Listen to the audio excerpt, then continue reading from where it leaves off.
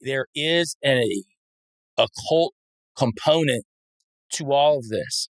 And when you perform these rituals, you open portals for these entities to come through, and you could even consider yourself to be that portal. So you allow these entities to come in you and control you. So this is what Crowley was doing out in the desert with Victor Newberg when he completed these 30 Aethers. The Codega is a guide and a storyteller, escorting you through the night, lighting the way, warding off thieves, ghosts, demons, and other oddities.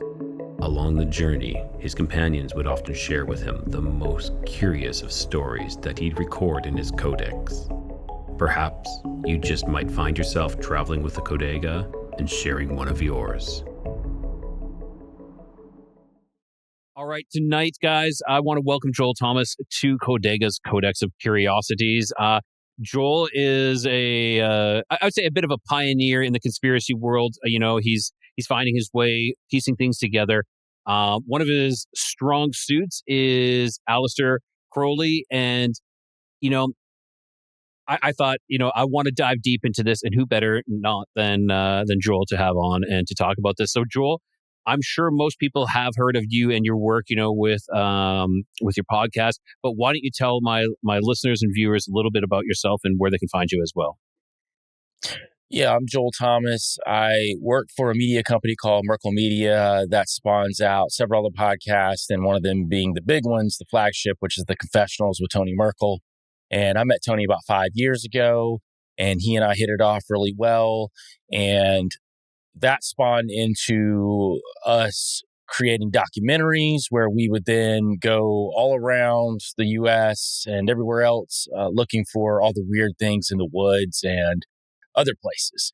So we've done 4 documentaries so far that are out right now on merkelfilms.com.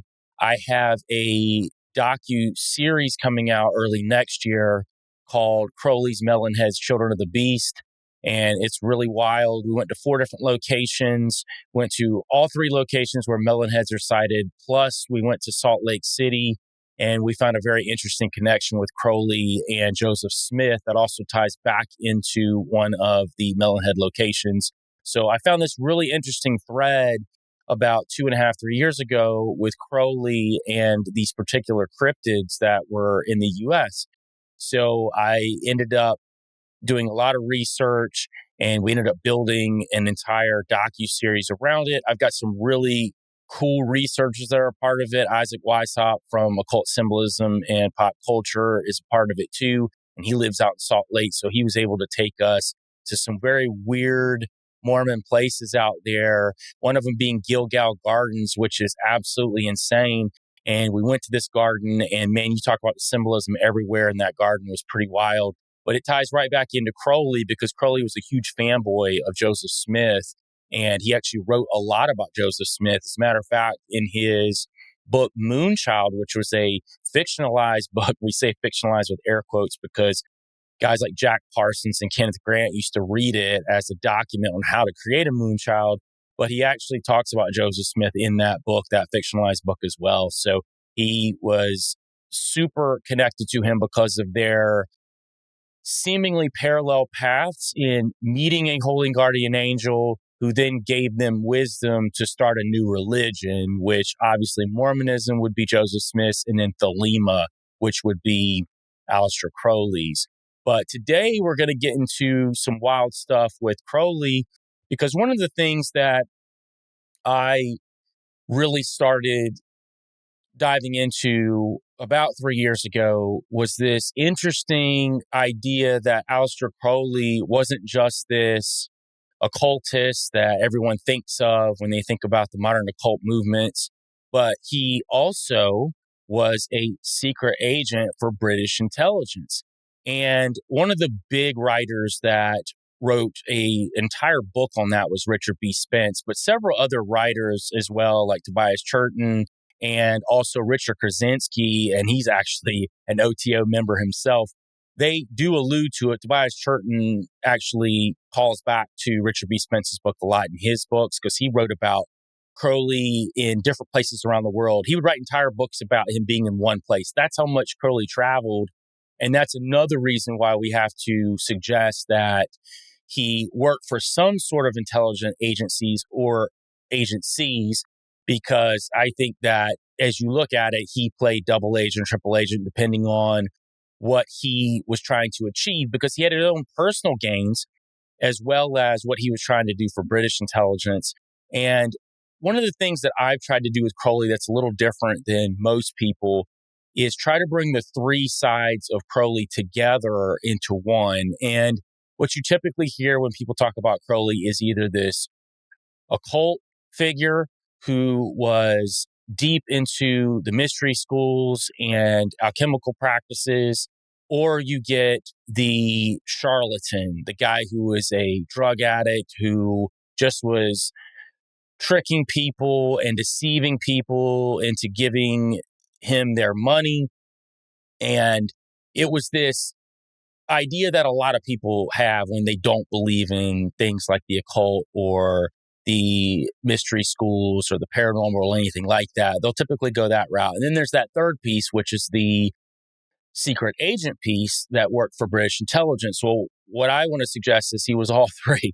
So I don't think he was just one of those things. I think he was literally all three of those things. And depending on what scenario he might be in, he might use one of those things or all three of those things. And I think that's what also made him a really good secret agent. We also kind of get into why and what molded him into being the secret agent. And when he was a kid, he was a part of a family that would be considered either upper middle class or lower upper class. So they had money and they were part of this. His dad was a part of this group called the Plymouth Brethren. And there's a lot of interesting things that come out of the Plymouth Brethren, and that's a whole other probably 8 episodes. But what's interesting about the Plymouth Brethren is his dad was deep into it, and they were what they would call nonconformists. So they believed that you read the Bible and only the Bible, and that's it. And most Christians don't even think that way, but they were very strict in how they thought. But they had money. Now, there was a point in time where his dad got really sick and he got this cancer of the mouth. And what ended up happening was the men in the Plymouth Brethren told him not to go to the hospital or the doctors, which could have easily fixed this. They could have cut this cancer out of his mouth. He would have healed. He would have been fine. They decided to pray and use this experimental electrical method in conjunction with that to stop the cancer. Well, it didn't stop the cancer, and his dad ended up dying. Now, Crowley was 11 years old when this happened, and he blamed Christianity for that. So it wasn't that he was angry at the Plymouth Brethren for using this experimental method. He basically said that, well, It that just didn't was work is kind of what it is. It failed. correct. And he attributed that to Christianity. Now, he didn't turn to the occult then, but that's what started this spiraling out. And as he got older and when he did get into the occult, and we're going to talk about when he went to Trinity College here in a little bit, and that's where most people who believe that he went into British intelligence is where he was recruited. But what he ended up saddling his identity up to was the god Horus of Egyptian lore. Now, the reason why he did that is because he looked at the story of Osiris and Osiris's brother Set, and Set kills Osiris, and Osiris's wife, Isis, ends up, for lack of a better word, reconstructing the phallus and inseminates herself and creates Horus. Now, Which is just Horus crazy. becomes, it really is. And what's interesting about Egyptian mythology, there's about 15 different origin stories for Horus, but most of them generally centralize around this one theme here. And Horus, when he is born, he ends up going after Set because Set killed his father. And Crowley embodied this identity of Horus. I mean, he was trying to bring on the Aeon of Horus. So what he looked at is Christianity was Set and Osiris was his father. So Christianity killed his father. And this was like this metaphor that he held when he went deeper into the occult. Wow. That is deep, and you're just looking at like this one event was pretty much like the catalyst for his life and the direction that it took. It's crazy, and that's it's so grand, such a grand scheme of things as well. Portraying Horus as well as this that he is going to take down the Christianity that way. This is fantastic. Yeah, and what happened after that? Sorry, I need to correct that. It's not fantastic that he's want to take down Christianity, but it's interesting is what I meant to say. Right. I knew exactly what you meant. And what's interesting out of that was his mother started calling him the beast when he was a kid after his father passed. And it had nothing to do with him dabbling in the occult or anything like that. It's because that he became so unruly and he and his mother butted heads that she basically started calling him the Great Beast 666. So because she did that, he ended up calling himself that. And that's why he started signing all of his letters and his books with the Great Beast 666 or the Beast or Master Therion, any of these different iterations of what the Great Beast would be. And he did that because his mother called him that, which, I mean, his mom didn't help, right? She didn't help. That's exactly. You think your mother is like the the loving, the carer, and she's calling you the beast, the Great Beast, the 666. What? Yeah. It's this perfect storm. It really is. And, one of the things that I've often thought when it comes to people who make an impact on the world, for good or bad, right? I always think there's some sort of spiritual war that's going on around them, even when they're in their youth. And I think there are entities, good or bad, again, we're talking about people's paths, could be good or bad, that entities are warring over essentially your soul, right? Or at least the idea of manipulating you to manipulate other people. Sorry to interrupt you there, Joel. Last week I said when we couldn't have when we weren't able to have our interview, I did a live. It was specifically about that. It was specifically about spiritual battles that we're facing, that there are these like the good little angel and the little devil on the side of their shoulder, and people are warring for you. They're trying to pull you one way or the other. And it is a constant battle. No, I completely agree with you. And I think that's what was going on with Crowley. And I think these entities knew that he had something that they could use. And when we look at the other side of his family, so we've got Jonathan Crowley, who was his uncle, and he was very distinguished. He was a civil engineer, inventor. He was into the sciences. And his Aunt Annie, who was Jonathan Crowley's wife, he became very close to. As a matter of fact, Crowley viewed her actually as his mother. Now, she was a part of this group called the Primrose League.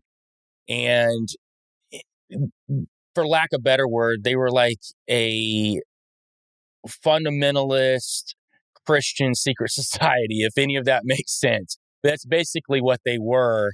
And they were all tied in with all of these upper tier aristocrats in the UK at the time, specifically London.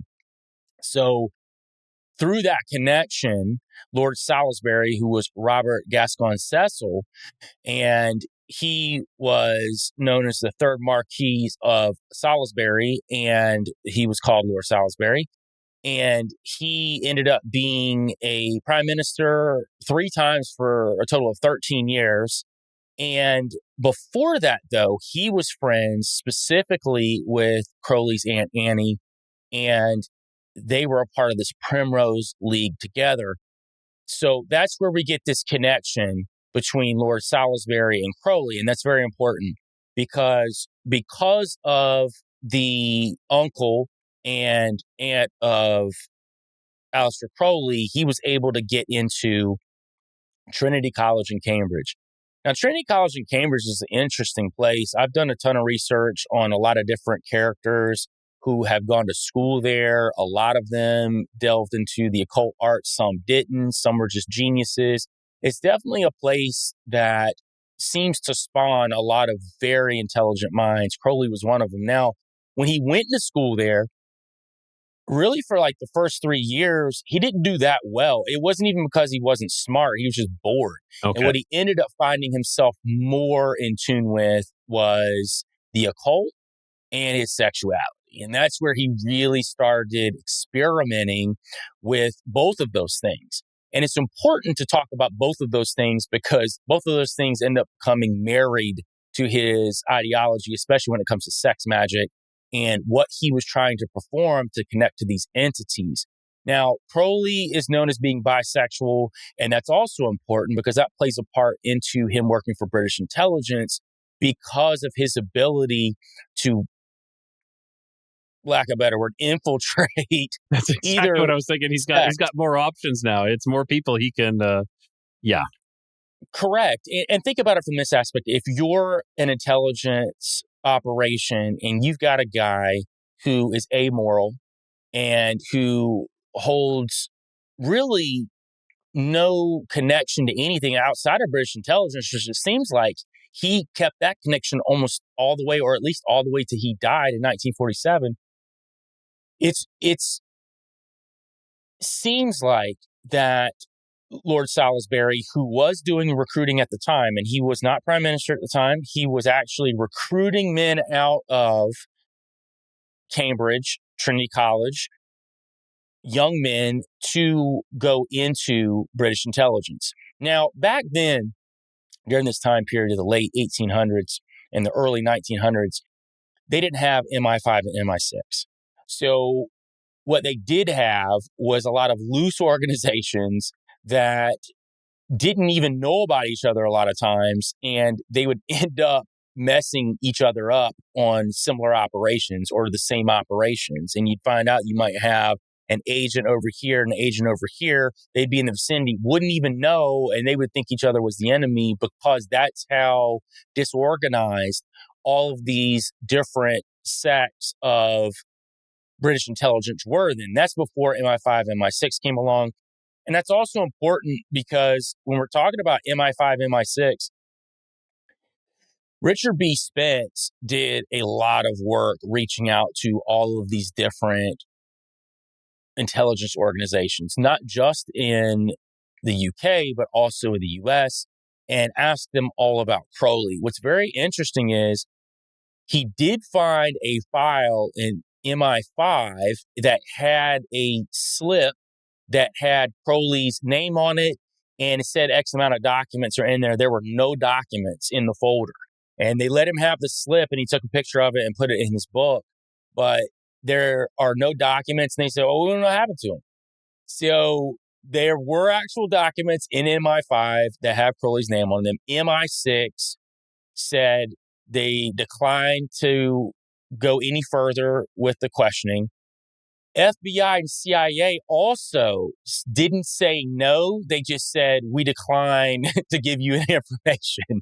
So as much research as I've done on Crowley and his involvement with all of these different organizations, and he did a lot while he was in the U.S. too, specifically, supposedly with the Germans. But as we look deeper, it looks like he was actually all along working for British intelligence as a double agent. All these agencies knew about him. Ask yourself this question. Why was Crowley able to move with impunity into any country that he wanted to his whole life? And it wasn't for the money, right? So he did have money from his family, but he actually blew through that pretty quickly. And he was somehow still able to live a pretty lavish lifestyle. He did go through different periods where he would go broke, and then all of a sudden he'd have all this money. And you never really knew where he got this money from. He'd make up different stories, but it seems like that when he would be in a new place, there would be something politically going down, which we'll talk specifically about Mexico today, which is fascinating.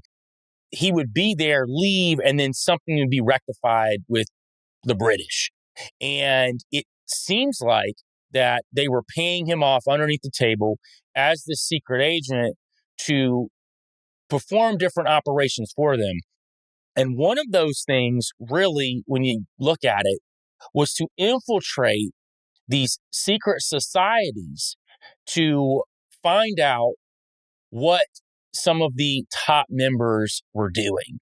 And in doing that, look at their political affiliations, what they may or may not be doing for or against British intelligence. But I think this was a double-edged sword. I think Crowley was also joining these secret societies and these mystery schools to learn more about the arts because he was highly fascinated in the occult. So I think that it was a twofold thing for Crowley. Crowley was able to get what he wanted out of it and at the same time get money from British intelligence to fund the occult practices and these rituals that he was trying to perform to connect to these entities, which he connected to quite a few throughout his career. But then at the same time, he was gathering this information from these guys that were in these mystery schools. What a perfect spot for this guy, for he wants to be part of this. He wants to learn this, and he's getting paid to infiltrate these groups that's where he wants to be. It's what better a position. And when you're talking about like the money, I don't think there's certain individuals where money is not the top, it's leverage and power and wisdom is the top echelon for some of them. For those ones that I think are far above, far surpassed, the ones we don't even know about, those are the ones who are in it for wisdom and power and leverage. Yeah, and that's the argument I've been making for Crowley, is that Crowley was in it for those things, but he was using British intelligence and what they were giving him, especially monetary wise, to help fund that. And I think that he was highly interested in receiving the knowledges from the Aethyrs, and we'll talk about the 30 Aethyrs here in a little bit too, but he was more interested in that, but at the same time, he loved the intrigue of being a part of British intelligence and having this impunity. Because one of the big things that went down, and we'll talk about it here in a second, but when he worked with the Germans, after he got exposed and was supposed to be brought to the British for reckoning, right? Because he was a traitor. Nothing ever happened. The British act like they were going to do something. The U.S. acted like they were going to send him back. And then just magically, he's just still hanging out in the U.S. for another 4 years. That seems to happen all too often, where it's kind of like, they're going to do something to someone and it never really transpires. It just kind of fades away and then everybody's attention is distracted onto something else. Very similar to kind of what's going on with the Epstein files right now. Exactly what I was referencing. Exactly. Yeah. Or supposed Epstein files. Yeah. I don't think anybody's ever going to get a hold of anything that's that substantial. Whatever's released that we see is going to be something that's, highly it's the same redacted. thing as, yes, it's going to be the same thing as like the Nuremberg trials. We're going to give you some scapegoats and you can all concentrate and, extract your revenge on them. But all the other ones, the real important ones, are just going to fly away and go somewhere else. Right, exactly. So Crowley, while he's at Trinity College in Cambridge, he does a couple of what seems to be light missions, right? Some missions that don't really amount to a whole lot. One of the ones that was on the way out in 1896, he has to get a passport to go visit Sweden. But the problem was, when you're a British subject, you didn't need a passport to go to Sweden. So he writes in his diaries that he's going to Sweden, and that doesn't make any sense. But it makes more sense when you know that the point from Sweden to transit into Russia is a pretty straight shot. And he had already been to St. Petersburg, which was prior to that, a year or two before that. And that's where people think he did his first mission, where he said he was there to learn Russian. And in actuality, it looks like he was there for something more like a trial mission. Let's see how you do in this situation. We don't really know what he was doing there. And all he says is it was a journey of intrigue, which is fascinating because at the time he wanted to be a diplomat. It doesn't sound like something a diplomat would say. So it's funny. Check this out now. He gets back from that mission and he changes course. He doesn't want to be a diplomat anymore. Now he gets super deep into the occult, gives up on this idea of being a diplomat. He just wants to go headlong into the occult. Now, it doesn't make a lot of sense, right? When you've got a straight connection to Lord Salisbury, who we know is recruiting men out of there to work for, well, now what we would know as MI5, MI6. And if he's got that connection and he goes on this mysterious trip to St. Petersburg, comes back and just changes his entire ideology, changes what he wants to do as a career, all of that, right? So he goes on this other mission, which it does seem like that he goes back to St. Petersburg again.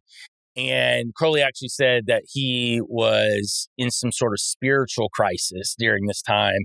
And some authors lend to the fact, well, he might have been in crisis mode because he was on a legit mission this time and it wasn't the trial mission like it was last time. So again, he gets back off of this, what seems to be second mission, and he goes real deep into the occult at this point. I mean, this is the time where he connects with author Edward Waite, and Waite is a extreme occultist who's connected to a lot of these mystery schools, and he wrote Book of Black Magic and Pacts, and that's what Crowley got a hold of, and then Waite shot him over to Karl von Eckartshausen, who was a German mystic. And what's interesting about Eckartshausen was he studied at the Jesuit University of Ingolstadt under Adam Weishaupt, who founded the Bavarian Illuminati, the Illuminati. So the question was, how much of that did Crowley know when he reached out to author Edward Waite in the initial, right? So we have to suggest that if Crowley was working with British intelligence, everything that Crowley did was a chess move. And even if it wasn't his chess move, there was somebody else moving the pieces that was telling him where to go, what to do.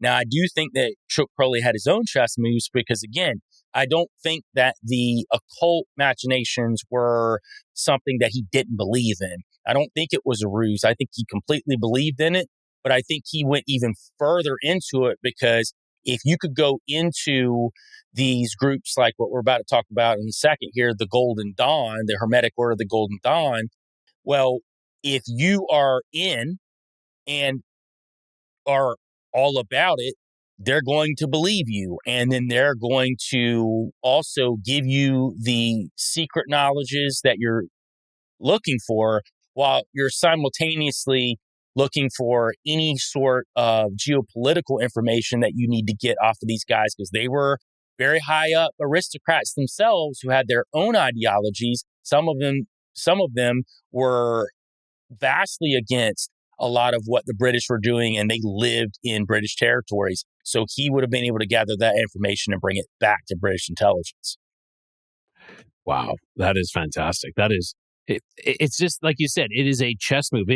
I think he's continually like positioning himself, gaining information, gaining, I don't want to say allies, but just gaining contacts and continuously like stepping up, leveling up a little bit more, every step of his life. It's so strategic.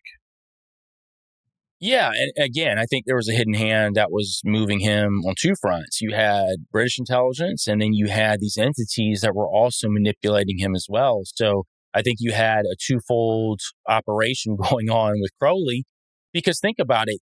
You can't talk about the modern occult movement now without talking about Aleister Crowley. No, even agreed. The most dense person when it comes to the occult knows who Aleister Crowley is. I mean, he was on one of the covers of the Beatles, for crying out loud, and many musicians have quoted him, and other people who are in the arts have quoted him. And they look at him as this anti-authoritarian figure, which is really interesting when you realize his affiliation to the British behind the scenes and how much that he was connected and believed in what the British wanted. And if you look at a lot of quotes of his, especially towards the latter part of his life, he talked very highly of the British. And I think this is indicative of what we see a lot of times with these manufactured people who seem to be anti-government, and a lot of times they're actually not. We look at what happened during the 60s with a lot of these rock groups and musicians that came out of there. We can look at Laurel Canyon and their connections to the CIA. All of their fathers seem to be working for some sort of three-letter. Jim Morrison, yeah. Absolutely. So I think it operates in the same way. I think that a lot of times when we see people who are in a position to change something from a revolutionary standpoint, not in all cases now, but in some cases, they are actually manufactured by the very governments they say they're against. I could not agree more. I see that so often that if you just let a revolution go, it's going to go chaotic. It might go against you, might go another way. But if you can strategically plant people within and direct it, you won't be able to.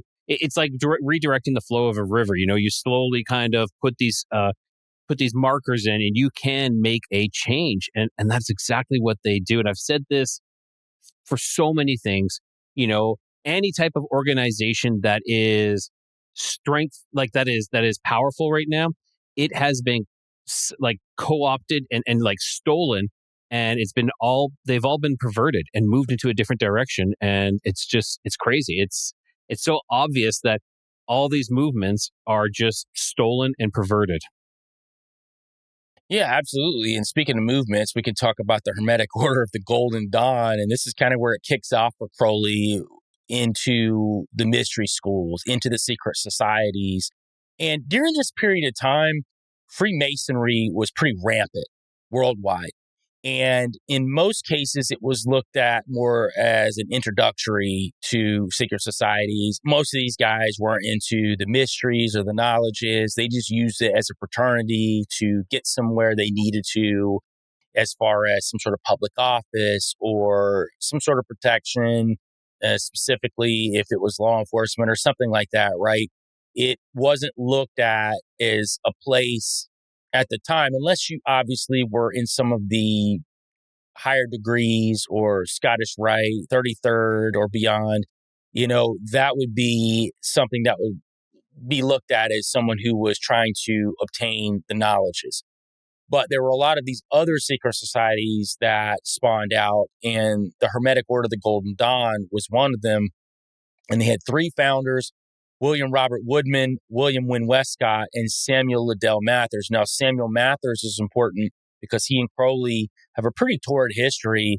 They initially get along pretty well, but then end up butting heads a lot because Samuel Liddell Mathers considered him to be a secret chief. Now, what the secret chiefs are, they go by a lot of different names. Throughout history, they go by a lot of different names. But if we look at Theosophy, which was started by Helena Blavatsky, they would be called the Mahatmas.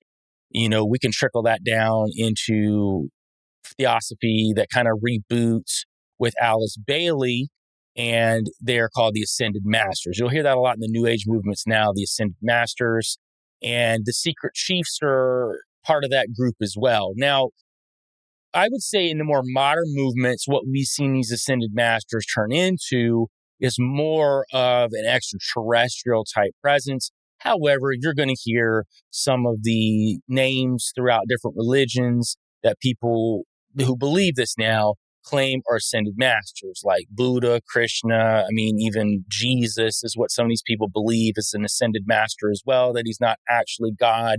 He was just a great prophet who was able to ascend.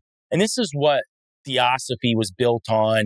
And a lot of the secret societies that spawned out in the late 1800s, early 1900s, kind of piggybacked off of Theosophy. Crowley was interesting because he had a love-hate relationship with Theosophy. He loved it initially, at least the early incarnations of it. By the time he came to the States, he wanted to wipe it out. Matter of fact, he wanted to take it over and then replace it with the AA or the O.T.O. And he wanted to basically absorb it and then bring about his new religion of Thelema through that. So he had some issues with it. Matter of fact, he wrote a prologue to one of Helena Blavatsky's books and eviscerated it in the prologue. And that's where we get our first depiction of Lamb. So that's pretty fascinating. He just puts this picture of Lamb there, eviscerates this book by Helena Blavatsky, and basically says that, you know, you need to listen to what I'm here to give you through Thelema. But to even get to Thelema, we have to get through the Golden Dawn. And even how he gets into the Golden Dawn is very interesting if we're looking at it from a intelligence aspect. So another thing Crowley was really good at was mountain climbing. He was actually one of the top mountain climbers in the world at the time. And I find the parallels between mountain climbing and going to high places and meeting entities on high places. And we know this throughout mythologies and history and religions about people meeting the gods in high places on mountains or ziggurats or pyramids or wherever, right? We know of this. And it's interesting that he had this just absolute fascination with climbing mountains, and he was really good at it too. So at this point of his life, he is really, really deep into the occult, but he hasn't delved into the mystery schools yet. And he goes on this expedition to Switzerland, and he's at this lodge, and he is bragging about alchemy. Now, I will say this about Crowley. He wasn't like a master alchemist or anything like that. Now, he was great when it came to sex magic and being able to astral project into the astral space and open portals and these type of things. But when it came to alchemy, and which is also connected to pharmaceuticals, and we'll get to that here in a little bit too when we talk about his connection to MK Ultra or the modern movement of MK Ultra. But he wasn't a master alchemist. So clearly he's bragging about something he's not specifically at that time great about.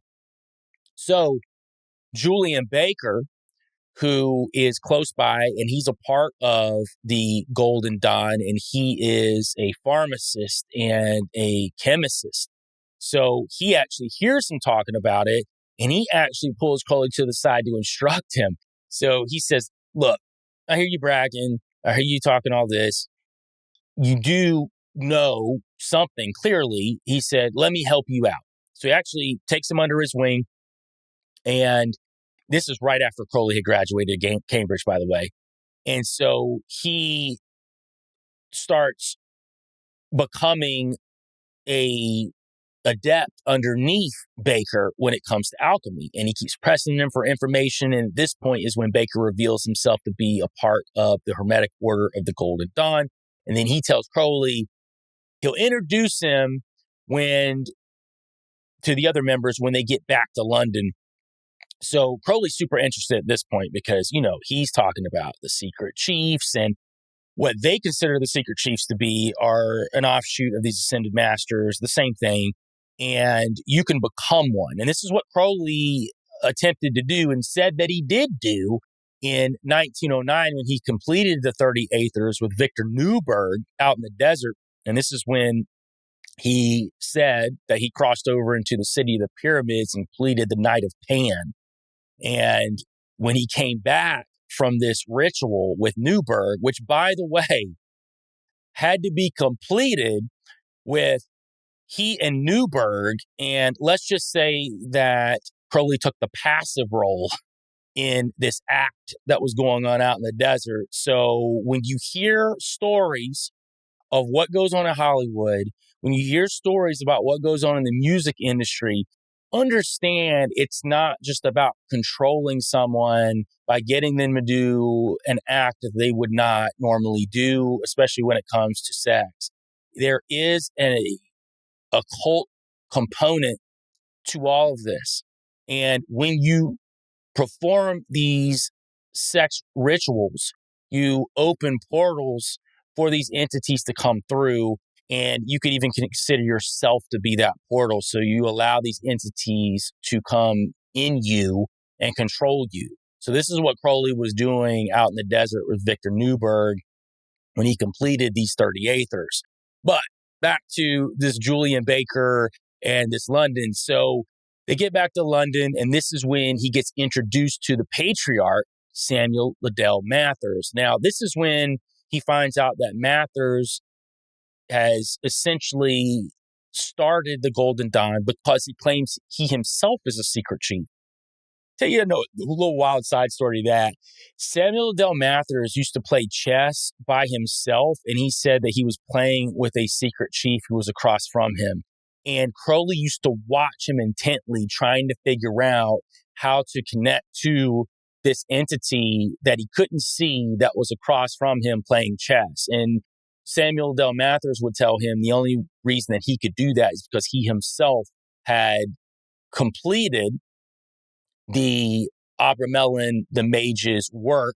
So he had completed the 30 Aethers and he had become a secret chief. So that's when in 1909, Crowley said that he became a secret chief as well. But he had a lot of jealousy towards Samuel Liddell Mathers because of the fact that Samuel Liddell Mathers said that he was a secret chief. Now, we could argue that Samuel Liddell Mathers wasn't one at all, that he just sat there in front of a chessboard and played by himself the And whole just time. acted it out. Yeah. I never throw anything out of the realm of possibility of this stuff. As much as I believe in the occult arts and entities and all of these things, there is a component of the ruse. There is the idea that with these entities, you're also tricking people. So That's exactly Samuel, what I was thinking. You could be the trickster yourself, embodying the trickster and just causing people to follow you, even though there's nothing there to really follow almost. Absolutely. And I think there's something to be said for people who have started religions that specifically cult-like religions who sucker people in, do a multitude of things, cause them to off themselves or cause them to sell everything they own, give that person all their money. There's so many different things, right, that can happen out of this. But I do think there are entities involved. Now, whether that person knows about those entities or not is up for debate. But I would say in Samuel Liddell Mathers' position, I do think that he was in connection with these entities. Now, in that particular instance, do we know if that's what was going on or not? We don't know. He could have just been messing with Crowley because he knew Crowley wanted access to these entities. What better way than to sit there in front of a chessboard and play chess by yourself and trick him the whole time, while in reality, you're connecting with these entities somewhere else on your own time. Like, I'm sorry, but that is a master. You're just controlling them, keeping them capped, leading them in a different direction, saying, oh yeah, this is really happening here. And all the while you're somewhere else and communicating with them somewhere else. It's quite brilliant, actually. Yeah, and this is where we kind of get into the secret agent part of Crowley again. So we just delved off into the occult part. It just seems super interesting. And we're like, man, Crowley he was all about becoming a secret chief. Agreed. But there's also this other part. Why did he want to get into the Golden Dawn? Well, several authors posit that it's very interesting that he shows up at this lodge, this mountain climbing lodge in Switzerland, and is talking super loud about alchemy. And Julian Baker overhears him and they connect. And then before you know it, Julian Baker is introducing him to the rest of the Golden Dawn. Now, a lot of the researchers who have looked into this are suggesting that, and I would suggest as well, Crowley knew what he was doing. He was sent there on a mission. He knew that he needed to make this connection. So he started talking really loud about something he didn't know a whole lot about at the time, hoping that this person would connect to him, Julian Baker, and say, listen, let me help you out with that. And if you notice, what we do know from records that he was asking a whole lot of questions from Baker. He immediately went under his wing and said, well, can you show me? Who do you work with? Well, before you know it, he ends up infiltrating into the Golden Dawn. Now, what from a political standpoint would make him want to do that? Well, several guys within the Golden Dawn were Jacobites, and Jacobites were about restoring the House of Stuart to the thrones of England, Scotland, and Ireland. And that was clearly against the order that was in place at the time with the British. And I could go down a whole other rabbit hole with the House of Stuart and the bloodlines involved with that. We could get into the Nephilim with that and the bloodlines involved with that. Some people think reptilian bloodlines. I think it's kind of all the same when you're talking about these type of, I'll say this for the people that are skeptics.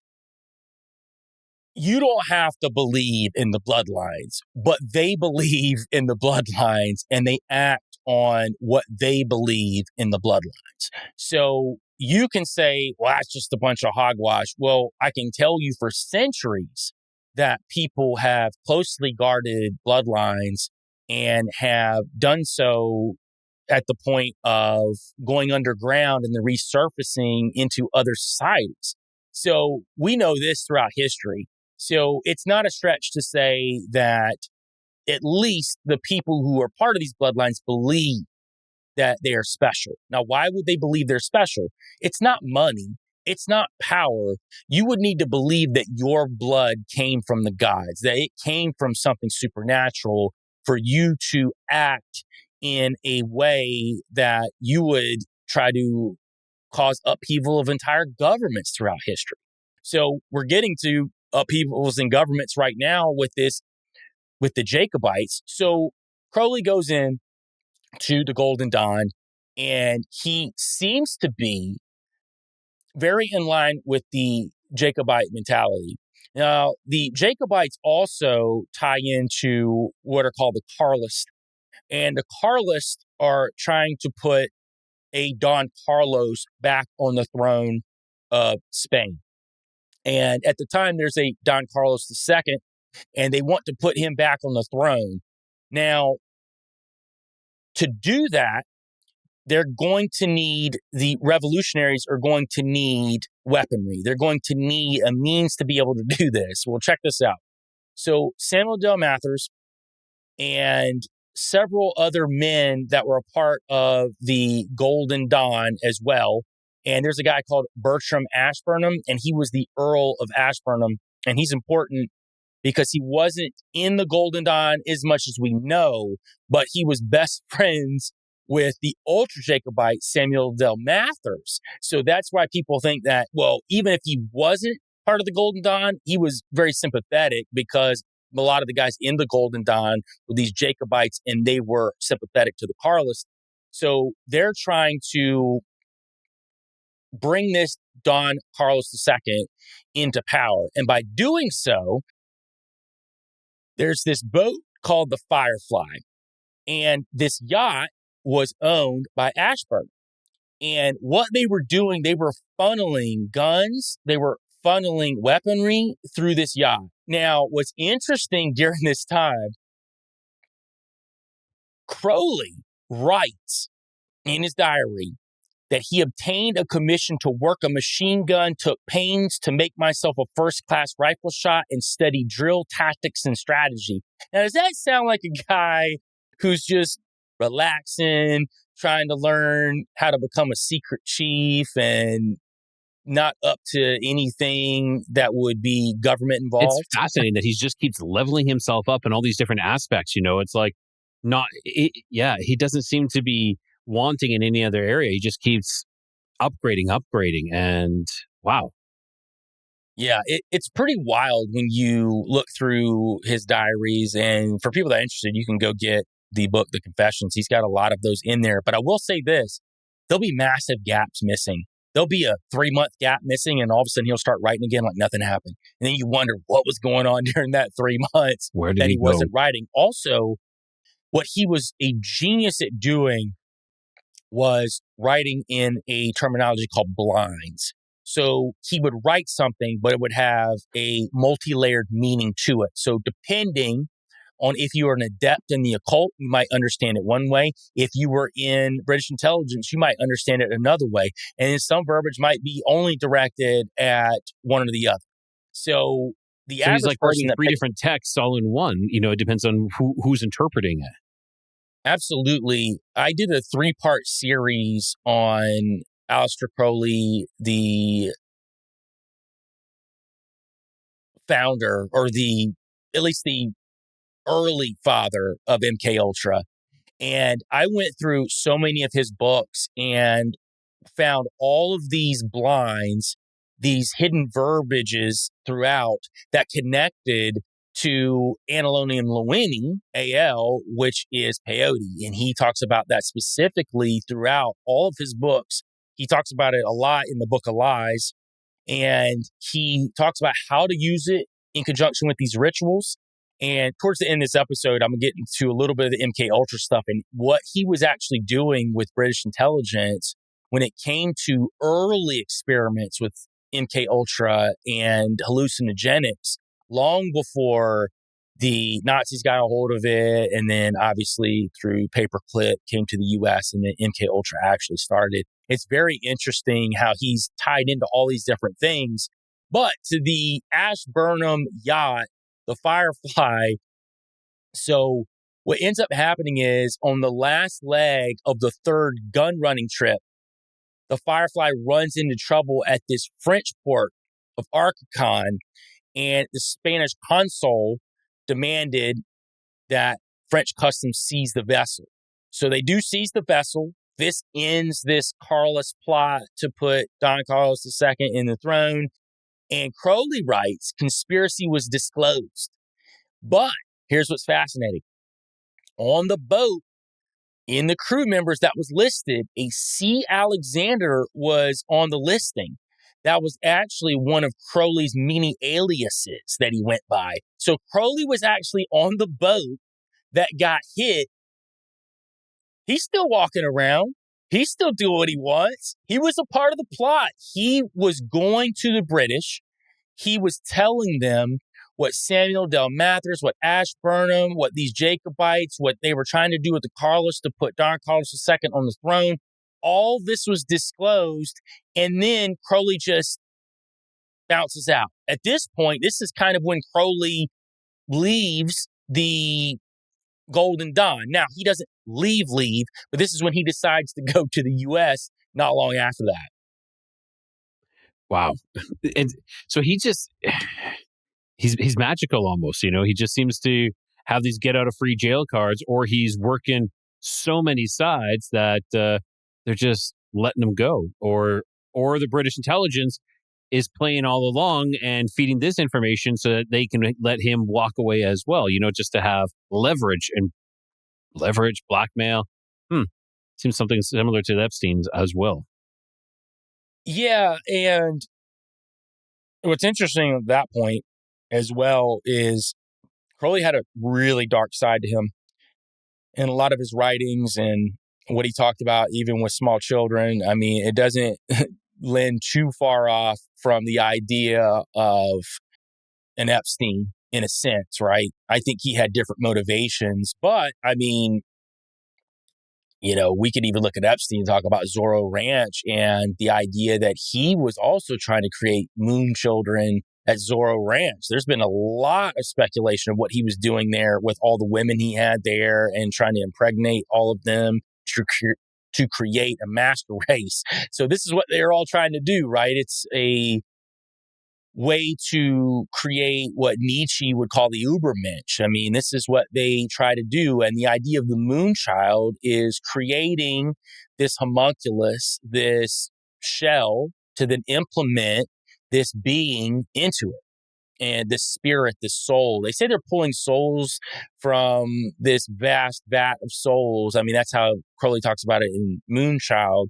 But really, when you even get into De Homuncula of the Homunculus, which Crowley wrote, he talks about it in specific details, how to put an entity into a fetus at 3 months gestation while in the presence of several angels. He names those angels by name.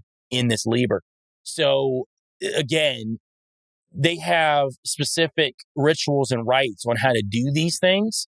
And yeah, the fascinating part about him being this secret agent is wild, but in conjunction with all of this occult knowledge does put him on par with some of the more modern day untouchable people we've seen who seemingly have some sort of otherworldly thing that's helping them along. Yeah, some sort of protection, the guide and protection along this. Yeah, this Moonchild is something that I'm just starting to dabble in and to learn a little bit more about. I've had some SRA people come forward and talk about this as well, and it's terrifying. Actually, you're creating, like you said, you're creating a homunculus, like an empty shell, like a gray alien, so to speak. And you're filling it in there with what like I are they allowed to pick, or is it just put this call in these entities and whoever wants to pick it gets to? I don't know. That's it's scary. It's terrifying, actually. I would say these entities would make you feel like you have some level of control, right? I think that they would make you believe that you're choosing. And I do know from reading Moonchild and what Crowley said in Moonchild and what Jack Parsons did with L. Ron Hubbard out in the desert, the Mojave Desert, with the Babylon working out there trying to create a Moonchild as well. So there's definitely a process to it. And I think that these entities are selling you that you're in control and you have the power, but absolutely not. You don't know what you're putting into something else. You don't know what you're doing. You don't know what you're doing. They're feeding you the information that makes you feel like you said, you're in control, you have the power. And I've heard, it seems like I've heard that before, when we hear about alien abduction, like you're special, you have the power, you are the chosen one, and you're just being pulled along this journey, and you're just a pawn within it all, and it's quite terrifying. Then when we're talking about these entities, are you talking like disembodied demonic entities, like Nephilim disembodied spirits is what we're looking at? I would think so. I think if we're looking at entities that are looking for a host body, you're probably looking at what in the book of Job would be in Hebrew Rapha, which means shades, spirits, and which also ties into the Rephaim, which would also be in the Old Testament as well, which is just another name for giants, specifically the ones after the flood that reappear. So I believe that, yes, that those are probably what you're looking at. Now, is that what's being told to these occultists in these different mystery schools? Probably not. Not unless you're at some sort of high level initiate. But even then, I think that you're still being sold some sort of lie, right? They're never being forthcoming with what exactly they're trying to give you or what kind of power you think you have. And listen, to the Crowley point, he spiraled out. He died lonely. He died alone. And I mean, there's something to be said when he died. I've got a series coming out with Isaac Weishaupt called Occult World 1947. And we go into the fact that Crowley dies in 1947 and all this crazy stuff's going on. This is after Roswell. So it's interesting. Here's the guy who gives us the first depiction of a modern gray. And then when we have the grays have contact with man in 1947, he's done 3 months later. So, and Crowley's the type he would want to take the credit for that. And he was getting very loose-lipped there the last few years of his life. He talked a lot more about British intelligence, alluded to working for British intelligence. And I think even his entity work with these rituals, I think that he was feeding this info back to intelligence agencies. I mean, think about it. What are we talking about now in the news? We're talking about interdimensional beings. We're not even talking about them being extraterrestrial anymore. We're talking about them coming from out of the ocean. We're talking about them phasing in and out of reality. This is what's being talked about in congressional hearings. And this is wild to think about because they're not even talking about them being from outer space anymore. They're talking about them phasing in and out of our reality, and they've been here all along. Yeah, they've been here all along. That's the most important part. I'm sure they've been here longer, if not all along as well. That's something some people just have a troubled time to realize or to accept. When we're talking about, I'll have to talk to you about it off air about something that I saw. I had something crazy happen to me about a year and a half ago. Very, very crazy, but I'll talk to you about that. That has to do with his disembodied spirits and the Nephilim. But yeah, let's continue with this. So he essentially, after this whole Carlist plot that stopped, this is when he decides to hightail it to the U.S. Now, this isn't that run where he was in the U.S. from 1914 to 1918, early 1919, where he did that long stretch. He comes into the U.S. initially for 3 days, and he's in New York. And when he lands, there's this big explosion right before he lands in the city of Hoboken. And I do find it fascinating that the few times that he jumps into the U.S. initially, there's some sort of disaster that goes down. There's an earthquake in San Francisco. The second time he comes into the U.S., it's wild. It's just the early stuff. I know they say causation does not equal, or correlation doesn't equal causation, but sometimes it does. Sometimes it does. With any regard, that it's weird, right? It's just a weird thing. Nonetheless, those coincidences, the synchronicities are extremely weird. Yeah, right. So he's in the U.S. for about 3 days, and he decides to hightail it down to Mexico. Now, we don't really know why that he's going down to Mexico at all. Now, I'm going to tell you why I think that he was down in Mexico. Let's do that. But he goes down there, and he talks about the president at the time is Porfirio Diaz, and he says that he loves Mexico. He goes to Mexico City, and he says, man, this is my kind of Christianity. He said, I love the Catholics here. He's like, man, they gamble, they have sex, the priests have sex with you. He's having a blast down there in Mexico. Now, again, I'm not trying to take a dump on Mexico at all. I'm just telling you what Crowley said. Just to give you an FYI, I live in Mexico. That's right. Okay. It's all right. It's all right, though, man. Yeah, that's great. That's even better. Yeah. This is what Crowley was saying back in, that's all right. Early 1900s, actually 1900s. So this is religion, though, is so corruptible. Let's throw that out there. It absolutely can be. It absolutely can be. Yes, it can be. Yeah, let's say that. Yeah. Yeah, and not to say that, everybody that was involved in religion in Mexico City at the time was doing all these awful things. These are just the people that Crowley was connected with. And there's something to be said that you're probably looking for those type of people too, Aleister Crowley. So you're going to probably feel like it's a little more loose. And maybe it was a little more loose compared to the very stringent religious codes of London and some of the other places in the Mexico UK City. It's crazy there. It is a whole lot of crazy. So many people. You're going to find anything you want there, pretty much. But if you want to find like the strict religious people, you'll find that as well. But if you find the loose, you're gonna find it. Absolutely. And Crowley found a lot of the loose, according to him. So he wants to start exploring the Aethyrs, and there are these inner plane territories, and they're ruled by angelic figures. And they were first talked about in the 16th century manuscripts of John Dee and Edward Kelly. And this is when they received the Enochian language, right? This is when they received this language from what I believe were fallen angels. And they thought they were actually good angelic beings that were giving this to them. All the while, Edward Kelly is telling John Dee that they need to swap wives for this to happen. So, I have a hard time believing that these were good angels that were telling them to do this. But this is where Crowley is trying to explore these Aethyrs. He wants to complete the 30 Aethyrs.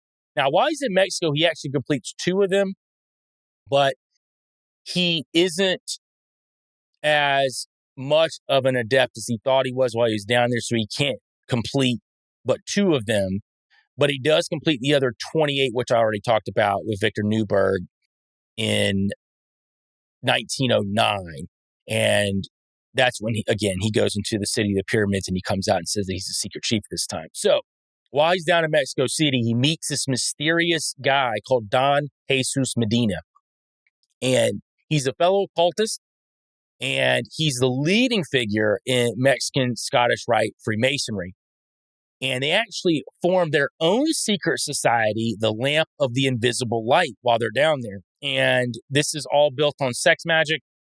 And also because of the fact that they become so close, that Don Jesus Medina inducts or initiates Crowley into Scottish Rite Freemasonry down in Mexico, and he becomes a 33rd degree. And this is kind of important because Crowley gets shunned in the U.S., and matter of fact, the Freemasons in the U.K. don't really want anything to do with him either because he's so outlandish. But here's this guy, this Don Jesus Medina, who he starts his own secret society with the Lamp of the Invisible Light, who inducts him into the Scottish Rite Freemasonry. He becomes a 33rd degree.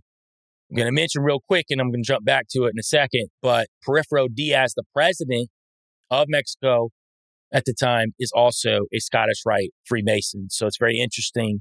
All three of those characters are in there. So at this time, a part of this Lamp of the Invisible Light, he's trying to complete these Aethyrs. Now, part of this, as he's trying to do this through the sacred magic of Abramelin the Mage, which, by the way, we're talking about Samuel Del Mathers. He wrote the book on it.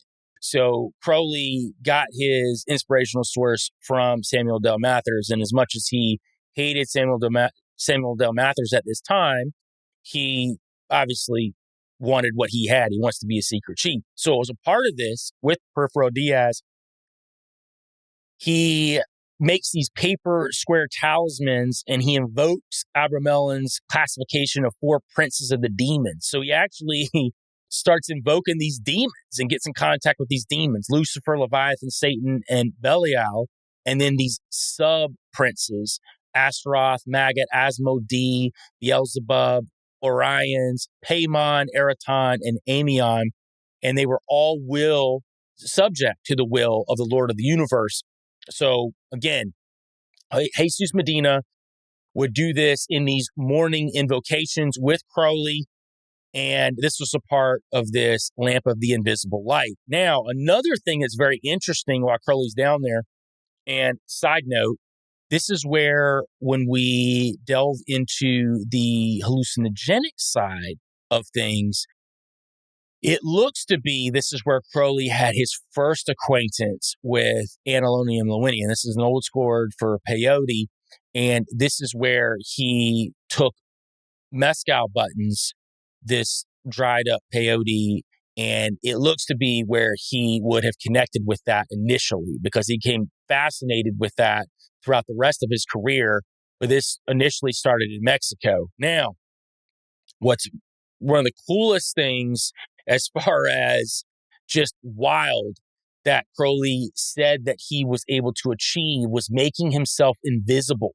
So he had a lifelong obsession with it. What? And apparently, yes.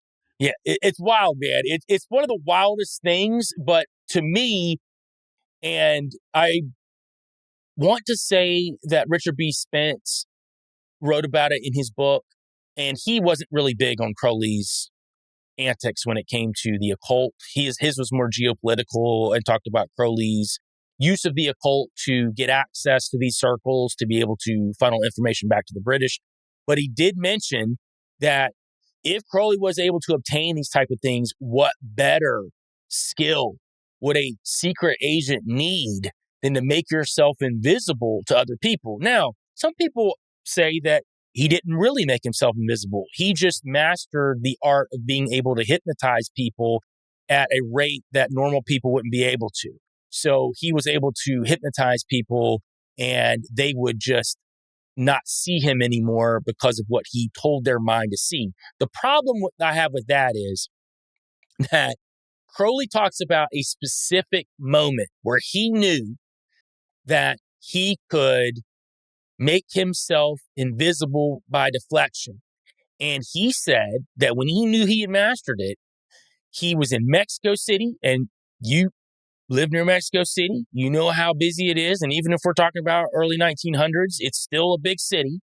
He said that he put on a red robe and a golden crown, walked all the way down the city and nobody saw him.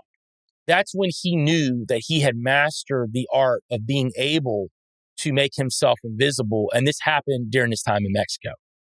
Wow.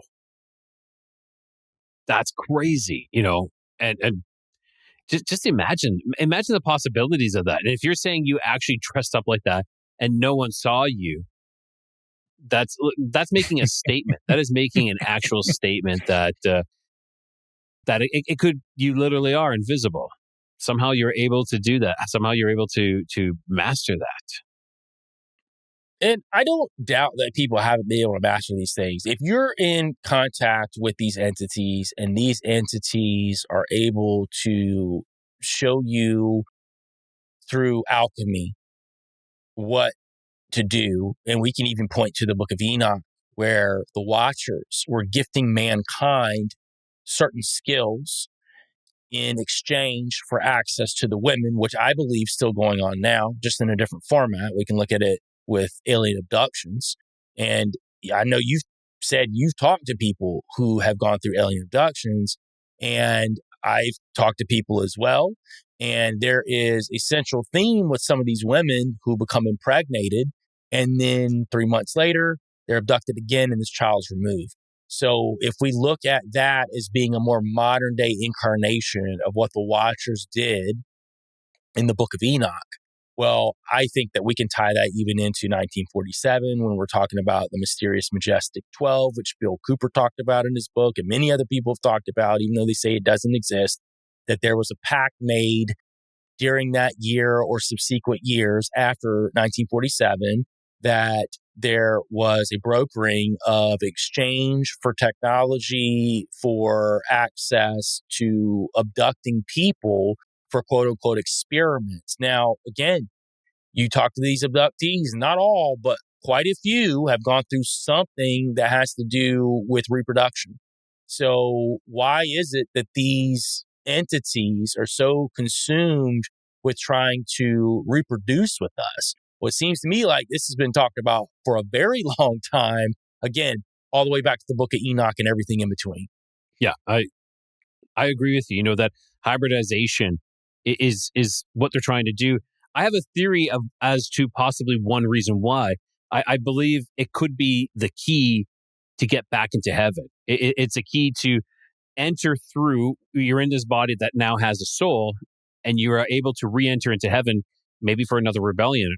A way, just an access. Now, is that the reason? I don't know. Just my speculation. I'm just speculating on that one, so I don't know. But who knows? Who knows? That's interesting. And I believe that they definitely have some nefarious means. And I believe if we come to that point where there is an Antichrist revealed, obviously he won't be called the Antichrist, it'll look like he's some great person, that he's going to have these abilities. And I believe that he'll be a more modern incarnation of what the Nephilim were in the past. He won't look like a giant per se. He's going to be more human. And I think maybe that's what they're really trying to it's trying to make this really human-looking being with these magical properties infused. And perhaps these other hybrids are there to sway the population into believing, follow him. They let's make his disciples already and strategically plant them. Because if you can convince, 15% of the population to follow him, pretty much everyone else will. Yeah, and I think these occultists have been doing this for centuries. We can look at Paracelsus. He was one of the first to talk about the homunculus and how to create one. And we know many others throughout history have talked about the homunculus and how to do that as well. And we know Crowley started phrasing it as the moon child. And I think that's what we're looking at as more of this modern Nephilim. I think this is what we're moving towards. And I think that we were in this era of them being called angels and demons, and now they're being called aliens at this point. So they've just kind of changed the name. They've rebranded themselves into more of the modern era of what people could be willing to to accept, To accept. right? That's exactly it. There are so many. Yeah, I know. I feel, I don't know. I don't want to say I feel sorry for some of these people, but I had someone on recently who was talking about their galactic family, and she had gone through some abuse as a child, and that this was someone who they finally accepted her, and they loved her, and she was the chosen one. But she was being abducted. She was going through sleep paralysis, and they're erasing memories. And so I tried my best to implant that like let's talk about abduction. That's kidnapping. Let's talk about erasing memories. That's going against your, she's like, oh, but they say it's for my my betterment, so that I don't know. I'm like, no, that's against your free will. That's the best I can do is to leave these tidbits and hopefully guide that person away so they can actually see that. And hey, I'll admit, years ago I was in that new age, and I was following my this is our galactic family, the Palladians, the Arcturians, and then you start to have a bit more of an awakening. I think I had an awakening to get into the new age, and many people stop there. They get stuck in that quagmire. But I think Yeah. you need to have that realization that there's not all of it is bad. I'll say that there is some really good intentions in there, but I guess the road to hell is paved with good intentions. And I always say at the bottom of the rabbit hole is God. So I think the deeper that you go, you realize that there's a greater force than even all that stuff. And I think that was, for me, I knew it early on. I just left that ideology. My dad was a preacher, and I decided to go down all these crazy roads of the occult and Freemasonry and all these things that I went down. And then to circle back and see all those things for what they were and realize that wasn't what I wanted to be a part of all along, and realize that there was a greater path in front of me. Also, it gave me a way to be able to help other people too, who have been down these roads of the new age or the occult or interested in secret societies. I've had so many people over the past few years reach out to me about, I was thinking about joining this lodge, or I was thinking about doing this. I heard you walked away from it. What was your reason in doing that? And I'm like, listen, I can tell you, being in that, man, most of those guys are great. You know what I mean? It's a fraternity. Most people don't even think about it in the way that I would, or someone who was interested in the mysteries would, right? It's not that to most people.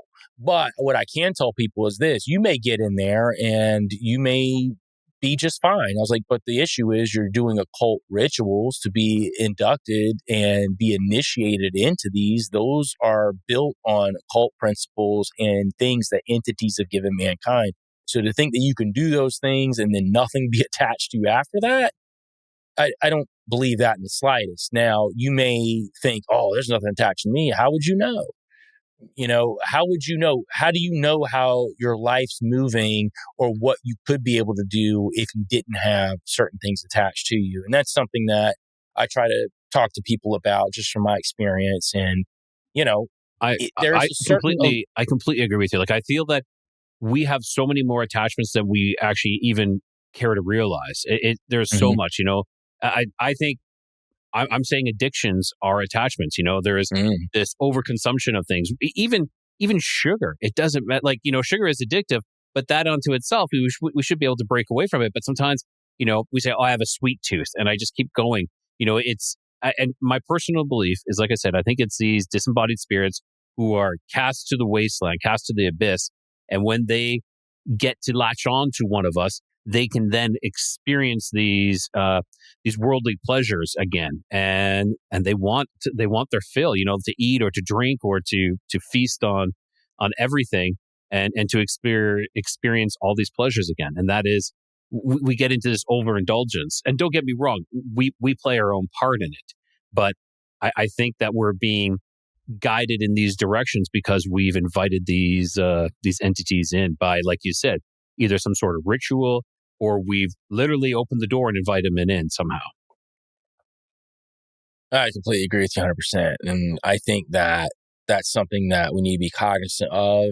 But again, the reality is, when you're in these ideologies, like you were talking about, used to be part of the New Age or the occult, whatever occult practices, right? There's so many different ones that you're convinced that that's the right thing, that is making me whole, that is making me the person I need to be. And the reality is you're always chasing peace. And I was never truly happy. You always have to get to this next level of ascension. There's always something else you have to do.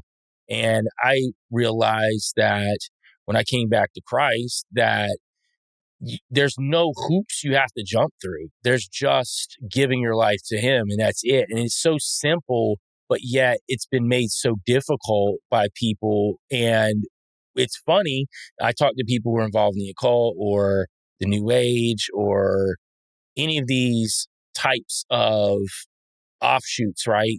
And they'll say, oh, I believe in Jesus. He's an ascended master. He's something I strive to be. And I said, yeah, but you're striving. It's a gift. There's nothing you have to do to receive the gift of Christ. Like, yeah, we want to strive to live our lives daily in the way that we can help other people and, show our gratitude, obviously, and live a full life. But at the same time, there's no 10 steps. There's no all of these things that people make them out to be. And I think that once we figure that out, how simple it is, that really it's the deception of the devil that's made it difficult on the opposite end and made all these hoops for us to jump through and seem like we have to do all these things. I mean, think about Aleister Crowley, how many years it took him to complete the 30 Aethyrs. And then even after that, he wasn't happy. He still had to find more things to achieve. Oh, I got to get to the next step. I got to do this. And it's never enough. There's never peace. Never. No, I agree with you. It's always, you feel you've hit this mastery. And I will say, like, when I was in the New Age, I mastered some certain things, but it was empty. It was empty, and it's like, okay, yeah, I'm a third degree Reiki master. What does that mean? Like Right. There's so much, it was like a title. And again, how did that change me? It really didn't. It really didn't. And, I felt like I was just kept on searching and searching. And it was almost, in the end, it's kind of like the story of the prodigal son. You're out, you leave and you go out on this journey, you search. And here I made my way back. And it's, I feel some people get lost, like that lost sheep out there. But Yeah. hopefully they see, and it's so true that it is that easy. It is that easy to choose. It's already been laid out for us. It's there for us. We don't have to jump through so many hoops. But so many people are just wanting to struggle. They will struggle and struggle. And there's an easier way. There's a better way. It's because we have a spiritual famine in the world. And what I mean by that is that the church was infiltrated a long time ago. So there were people that came in and helped take the supernatural out of the Bible and out of the church, right? I mean, supernatural's in the Bible, but I agree with they separated it. I'm just going to read from this book, and that's it. I'm going to read from this book, and you guys all sit and listen. And I will say, like, now that I'm here, like, I'm not Mexican. My wife is Mexican, and I moved here. But that spirituality is here. Actually, a lot of the churches do, exude that, and I really do like that. Like my wife's, her best friend, they go and they do almost exorcisms. They go and they pray these things out. In the state that I am, has the most exorcisms. Like they believe this. They know it's a spiritual battle. I think they do close to, and don't quote me on this one, but it's very close to 30,000 exorcisms a year in this state, which is just crazy. And there's a church that does most of them. And I want to go there. I want to see this. I want to experience this. Hell, I think I actually have some attachments myself. No matter how hard I try, I know that there's still things that are affecting me that I need to battle with daily. And, I ask Jesus to help me, and he does. But it's a battle that needs to be fought continuously, I believe. Yeah, I completely agree, man. And, that comes from in your case, in my case, experience and being on the opposite end of it and understanding that there are entities at play that act like they have your best interest at heart and they really don't. And I think that's what Crowley was falling for in a lot of ways, right? I do think in some ways he knew he was playing with fire and I don't think he cared, but I also think that he thought he could master the fire. And a lot of these occultists, when they get into these upper echelon of initiations, they believe that they are now in control and they can become also one of these entities, these secret chiefs or Mahatmas or ascended masters. And no, you cannot. And as much as they tell you that you will be, you're not going to be. And it goes back to what you said about the alien abductions and saying I'm special. And it's feeding on people's need to feel special. We're really in that era, right? Even with social media, everyone needs to feel that they are special in some way. And these entities are ready to feed on it. And I think Crowley was no different. And just to kind of circle it back into Mexico, while he's doing all these rituals and he becomes invisible and all of this wild stuff, we brought up Porfirio Diaz. And he was the president at the time. And one of the things that Mexico had at the time was petroleum. They had oil. And ships at the time were moving from coal to petroleum. So everyone was trying to get access to it. The British really wanted access to it. So Crowley's in Mexico and he is getting ready to leave. And then a Wheatman Pearson comes in and he's a British director of one of the world's biggest and most successful construction companies, especially successful in Mexico. So he comes down there the same month that Crowley leaves Mexico and they make the deal for oil concessions with Porfirio Diaz. So these historians that have looked at it have said, well, Crowley was a 33rd degree Freemason in the same Scottish Rite, that Porfirio Diaz was a 33rd degree Mason. All these countries wanted access to the oil, but guess who got it? The British did, and Crowley bounced out. So he's on deck there. So while he's doing all these rituals and learning all these different magical... And he's still being this double agent, more or less, through this whole time. The entire time. And it's like he connected with Porfirio Diaz to become a 33rd degree Mason so he could get to, Don Jesus Medina, to then get to Porfirio Diaz by becoming a 33rd degree Scottish Rite Freemason, while simultaneously starting his own secret society, learning how to become invisible, and completing 2 of the 30 Aethyrs while he's there, all at the same time. And then once the deal happens and Pearson gets there, he left. He never goes back again. Such a multitasker, man. Look at this. Look at check. He's like just checking all these things off his list. It's if I'm going to Mexico City, I want to go to Teotihuacan. I want to go, to the Island of the Dolls. And he's like, nope, 33rd, Scottish Freemason. And then I'm going to start my own cult or secret society. And I'm also going to become invisible. Jeez. Set your goals high. Out in Mexico, too. So he climbed a lot of the mountains there while he was there. And he was known as a prolific mountain climber in Mexico. He actually wrote for a paper under an alias called Isidore Achille O'Rourke is what he used to write as. And what's really interesting about that name, the initials are IAO, which is the Gnostic name for God. So he literally was writing as God when he would write in these Mexican papers about his mountain climbing. And he didn't write as Crowley, so he would write about himself, but not himself. So it was this whole other thing, another alias that he went by while he was down there, while he was mountain climbing, while he was creating his own secret society, joining a secret society, and brokering an oil deal for the British, all within about 9 months. Jesus. In 9 months, he accomplished all of that. Yeah. Wow. And here's me, still struggling to learn Spanish in 3.5 years. 9 months, he's done all these things. I'm like, oh, great. Well, he also had a lot of entities on his side helping him out too. There So we go. There we go.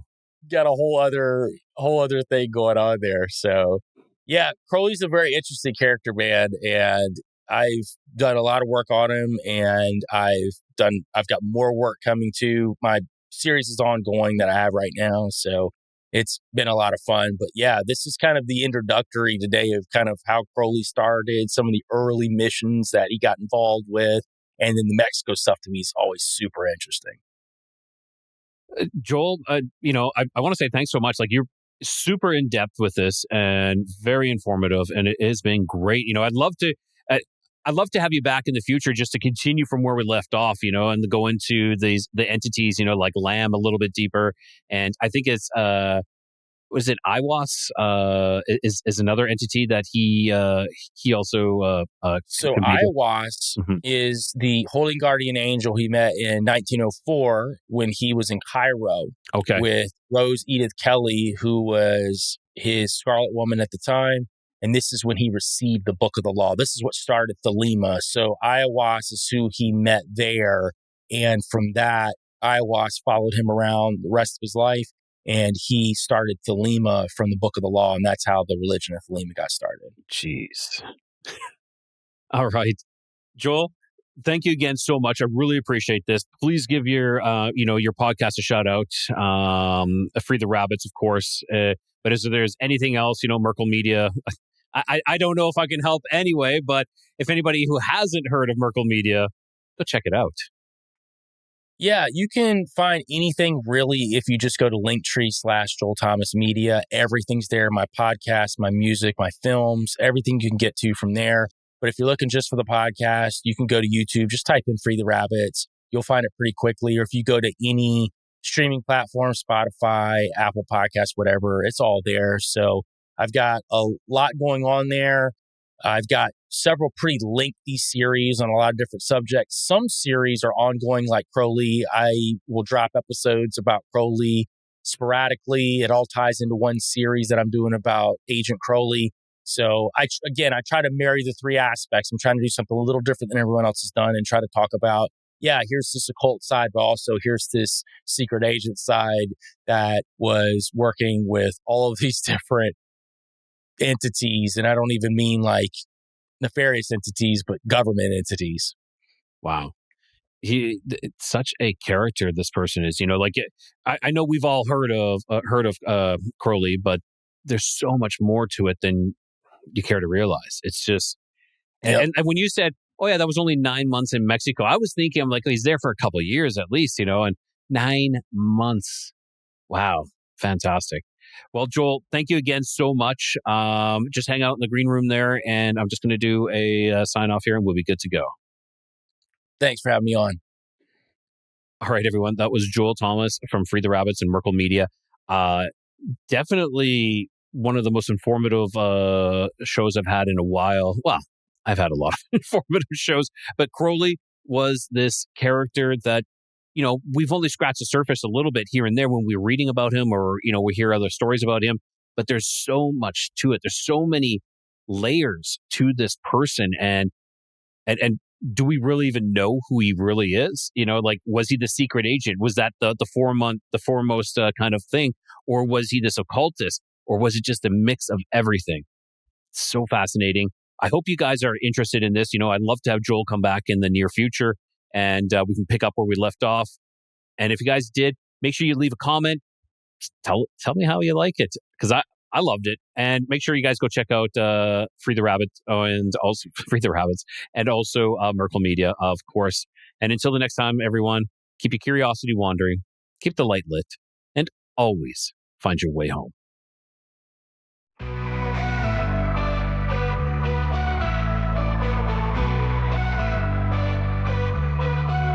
Beneath the stars where shadows grow, the Nephilim's echoes whisper low. Bigfoot roams through the forest deep, and Dogman prowls where the brave won't sleep. Across lost history we wonder why, seeking the truth that time tried to hide. Keep your curiosities wandering and the light lit through the the darkness, don't ever quit. In the codex, the mysteries come and always find your way back home.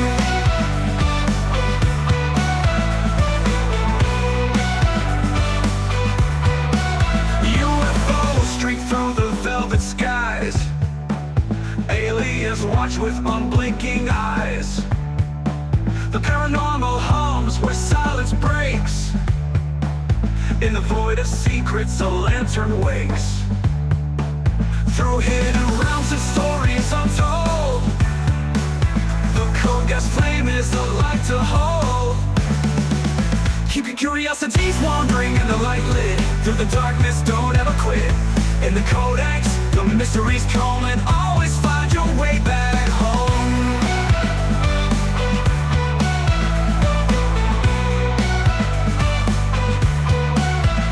UFOs streak through the velvet skies.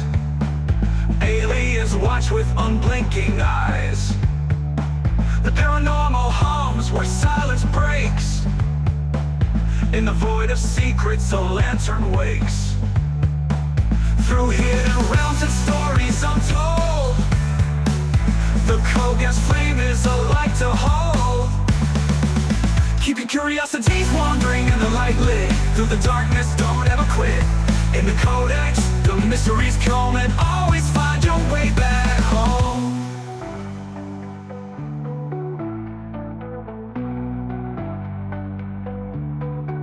Legends rise from the earth's deep core, a lost legacy we can't ignore. With every step, the veil grows thin, revealing worlds where the strange begins. Keep your curiosities wandering and the light lit. Through the darkness, don't ever quit. In the codex, the mysteries come and always